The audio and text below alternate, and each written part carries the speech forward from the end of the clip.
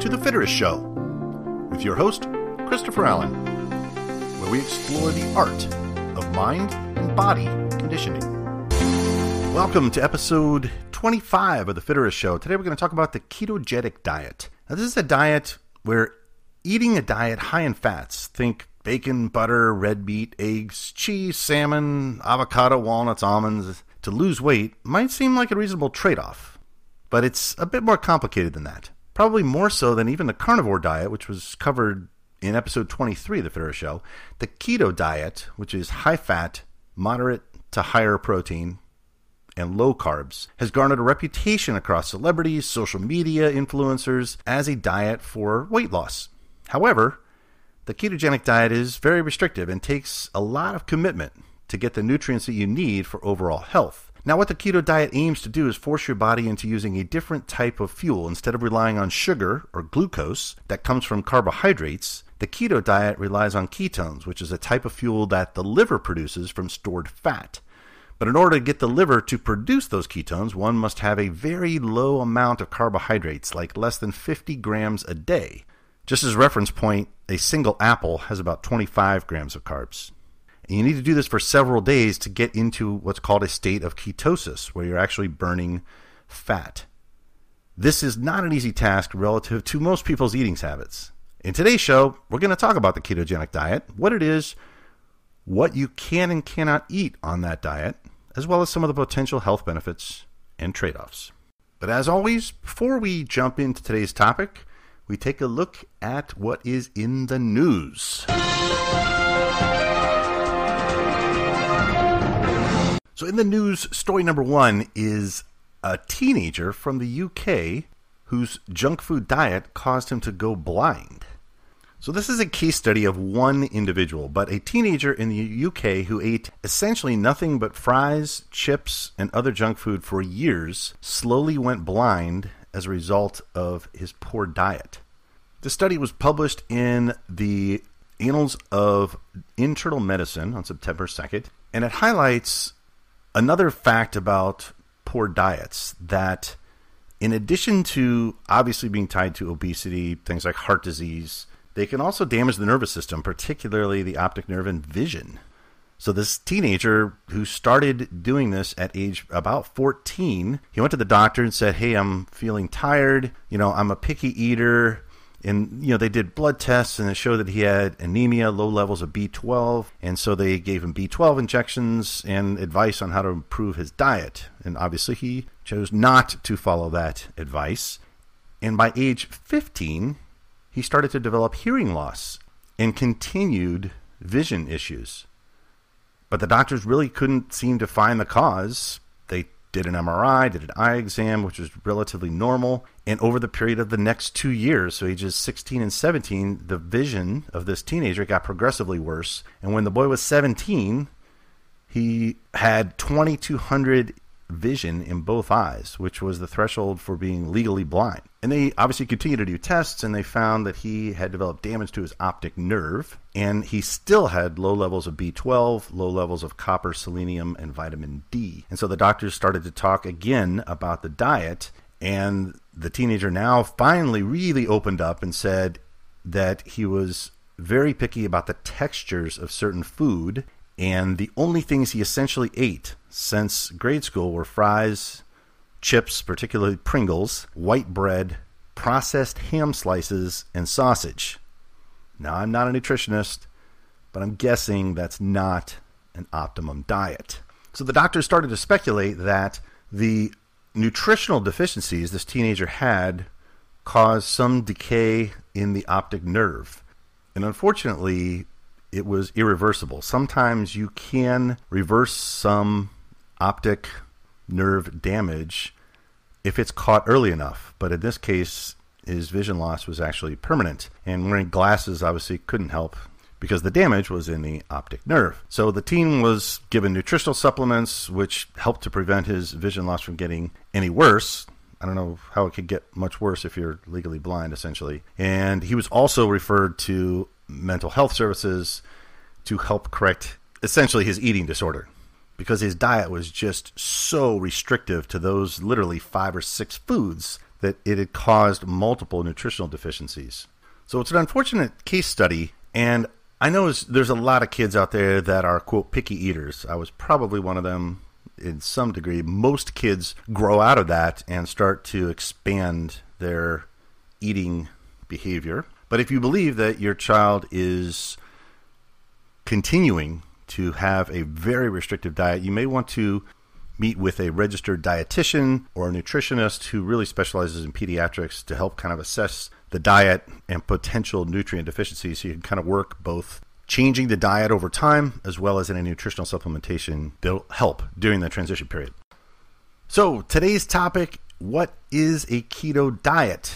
And the keto diet is really a low carb, high fat, moderate protein to higher protein. We'll get into that, the nuances of the diet a little bit later. But the idea is you get more calories from protein and fat and less from carbohydrates. So you cut back on most of the carbs that are things like sugar, soda, pastries, and white bread. All are gone in this diet. So the keto in ketogenic diet comes from the fact that the diet allows the body to produce small fuel molecules called ketones. And this is really an alternative fuel source for the body, used when blood sugar or glucose is not in supply. So ketones are produced if you eat very few carbs. So to get into ketosis, you have to have very low carbs, and generally only moderate amounts of protein, because excess protein can also be converted into blood sugar. So the liver produces ketones from fat. So these ketones then serve as a fuel source throughout the body, especially for the brain, which consumes most of the energy every day. And it generally can only run on glucose or ketones. So on a ketogenic diet, your entire body switches its fuel supply to run mostly on fat. So you're burning fat when you are in ketosis and on this diet. And when insulin levels become very low, fat burning can increase pretty dramatically. It becomes easier to access your fat stores and burn them off because your body is using them for fuel. When the body produces ketones, it enters into ketosis, and the fastest way to get there is really by fasting. But fasting is not a good long-term plan. So a keto diet, on the other hand, can be eaten generally indefinitely and also results in ketosis and has many of the same benefits of fasting, including weight loss, without really having to fast. But because it lacks carbohydrates, a ketogenic diet is very rich in proteins, very rich in fats. So plenty of meats, eggs, processed meats, sausage, cheeses, fish, nuts, oils, seeds, some fibrous veggies. But because it's so restrictive, it's really hard to follow over a long period of time. Carbohydrates normally they account for around 40 to 50% of the typical American diet, probably 50% or more of most American diets. So one of the main criticisms of this diet is that many people tend to eat too much protein and poor quality fats from processed foods with very few fruits and vegetables. Why do people choose a keto diet? People choose a keto diet most often to lose weight, but it can help manage certain medical conditions like epilepsy as well. That was one of its original medical purposes, was to treat people with epilepsy. It may also help people with heart disease, certain brain diseases, but there needs to be more research in a lot of those areas. So a ketogenic diet may help you lose more weight, particularly in the first 3 or 6 months, than many other diets, because it essentially takes more calories to change fat into energy than it does to change carbs into energy. Carbs get easily stored as fat, but it takes more energy to go into the fat stores and use those for energy in the keto diet. It's also possible that a high-fat, high-protein diet satisfies you more, so you might eat a little less, but that still, again, needs more research. So what are the types of keto diets? So there's a lot of varieties and variations of different keto diets. The standard diet is a obviously very low carb, moderate protein, high fat diet. So it's typically in the 70% fat, 25% protein, and maybe 5% carbs. And then you have variations of that. There's a lot of different variations, but I'll just cover one variation, and that is the high protein ketogenic diet. So it's very similar to the standard ketogenic diet, but obviously includes, what a surprise, more protein. So this is much more like maybe 60% fat, maybe 55, 60% fat, 35 to maybe 40% protein, and still that same low carbs to get you into ketosis at only 5%. Some of the health implications and benefits include weight loss. So that's one of the primary reasons many people begin a ketogenic diet. Again, because you're eating so few carbs, only 5% of the diet, it is likely that you're going to lose some weight. Another implication is appetite control. You're more likely to gain new control of your appetite on a keto diet because you're burning fat once you get into ketosis, and it has access to stored fat, which can significantly reduce the feelings of hunger. Another potential benefit is improved blood sugar control, particularly with those patients with type 2 diabetes, at least in the short term. There is really, and we'll get into this a little bit later, there's not a lot of long-term research analyzing the effects of the keto diet over time on diabetes and high cholesterol, just because the keto diet is relatively new. But the keto diet can also improve some of your health markers. And there are studies that show that low-carb diets in general improve several important risk factors for things like heart disease, cholesterol, HDL, triglycerides, and total and LDL cholesterol levels can be impacted positively with the keto diet. This next health implication is an interesting one. It's improved energy. Because you're on a keto diet, you have potentially increased mental performance. Because remember, the brain doesn't need any dietary carbohydrates. It is fueled by ketones, right? And so ketosis can result in a steady flow of fuel or ketones to the brain. So what it potentially avoids then is the problems experienced with big blood sugar swings. This may sometimes result in improved focus and concentration and improved mental clarity. Some people also experience an improved gastrointestinal tract. So a keto diet can result in a calmer stomach, less gas, less cramps, improvements if you have any IBS. And for some people, this doesn't really take that long to start to experience this improved GI tract. It only takes a couple of days. Another reported benefit is improved endurance. And again, it goes back to that same theory around ketones being the energy supply. So when you have vast amounts of energy in your fat stores, the blood supply of carbohydrates only lasts for a couple of hours of intense exercises. But when your fat stores carry enough energy that you can have steady, improved endurance over a period of time when you're on keto. What can you eat on a keto diet? Well, there's a number of things.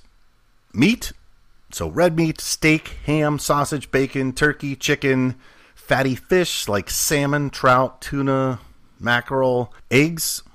You can have omega-3 whole eggs or just whole eggs, butter and cream, cheese, nuts and seeds, things like almonds, walnuts, flaxseed, chia seeds, healthy oils like extra virgin olive oil, coconut oil, avocado oil, good sources of fat, avocados themselves, whole avocados or fresh made guac, low-carb vegetables, mostly green veggies, tomatoes, onions, and peppers. Again, with 50 grams total of carbs, you're going to have to stay with low-carb veggies on this diet. And you can obviously salt, pepper, various healthy herbs and spices on the diet. But what you cannot eat on the keto diet are sugary foods. Any soda, fruit juice, cake, ice cream, candy, Pop-Tarts, brownies, any of that stuff, no. Grains and starches, any whole wheat-based products, rice, pasta, cereal, fruit, generally all fruit, except some small portions of things like baby berries, strawberries, blueberries, just again to count in that 50 grams of carbs. That's usually a good source of carbs for people on a keto diet. What else can you not eat? Any peas, beans, lentils, potatoes, sweet potatoes, carrots. Obviously not anything processed. Alcohol. Alcohol generally has high carbs, and many alcoholic beverages can really throw you quickly out of ketosis. Even sugar-free diet foods, they're usually high in sugar, alcohols, and that also impacts ketosis. And obviously any processed food or highly processed food is not on the keto diet. Some risks and side effects of the keto diet. Now, the more common ones usually really aren't serious. So this could be things ranging from mildly low blood sugar, maybe some indigestion or constipation, Sometimes people will get what's called the keto flu, which kind of includes kind of a headache, general weakness, and it kind of feels like you have the flu, bad breath, fatigue. Other potential side effects are nutrient deficiency. So anytime you're not eating a wide variety of vegetables, fruits, grains, and a broad-based diet, you may be at risk for deficiencies in micronutrients, magnesium, vitamins B and C. So you probably want to do a supplementation if you're on the keto diet. Another side effect could be liver problems. There's a lot of fat to metabolize, so if you have existing liver conditions, it could put additional stress on the liver. Similarly with kidneys, the kidneys obviously metabolize protein, and the keto diet may overload them for a little bit, because when your body burns stores of fat, it can be hard on the kidneys. I mentioned it earlier as well, but you can get something called keto breath, where your breath is bad. So it's just something to be aware of. You could also experience headaches, but remember, those headaches are primarily due to dehydration. So you can prevent those by upping your water intake, adding electrolytes into your diet, and just generally staying hydrated is a good idea on the keto diet. So in summary, a ketogenic diet may be an option for some people who have had difficulty, particularly losing weight with other methods. Remember, the exact ratio of fat, carbohydrates, and protein, the macronutrients that you need to achieve health benefits, will vary by individual due to their genetic makeup, body composition, and goals. So therefore, if you choose to start a ketogenic diet, it's obviously recommended you should consult with a physician or dietitian, nutritionist, healthcare professional to monitor any changes that you have as you start the new diet. Create a solid meal plan that is tailored to your health, and also to make sure that you are preventing any nutritional deficiencies or any health complications due to this restrictive diet. Like the carnivore diet, we don't really know too much about the keto diet long term because, one, it's kind of hard to stick with, so there's not a lot of people that eat this way for a long time. Keto diet can be difficult to sustain over the long term. So myself personally, I have not done a keto diet. I tend to look for something for myself that is long-term sustainable, that works for me, and so I find that kind of a balanced diet that's mixed with fruits, vegetables, meats, fish, grains, nuts, seeds, olive oil, so I still have the fats, works well for me. But a ketogenic diet can be great for people who are overweight, diabetic, or looking to improve their metabolic health as well. It may be less suitable for elite athletes or those wishing to add large amounts of muscle or weight because of its reliance on fat. But as with any diet, the most important thing is it sustainable? Can you consistently stick with it over a long period of time? If you can, that's great. But what you probably want to avoid is doing a keto diet as a crash diet for a number of weeks and then jumping on to the next most popular diet for a few weeks or months and not ultimately really developing a long-term sustainable diet built for you. All that said, clearly there is some strong evidence, particularly for weight loss, that the ketogenic diet can be effective. Just make sure that it's something that you can sustain over a long period of time that works for you with your lifestyle that will ultimately help you achieve your goals. With that, I'd like to thank you for taking the time to listen to The Fitterist Show. You can follow us on Instagram at FitteristMindBody and on Twitter at FitteristMind. If you enjoyed this episode, please send it to a friend or subscribe to make sure you don't miss any future episodes of The Fitterist Show. My name is Christopher Allen, and make it a magical day.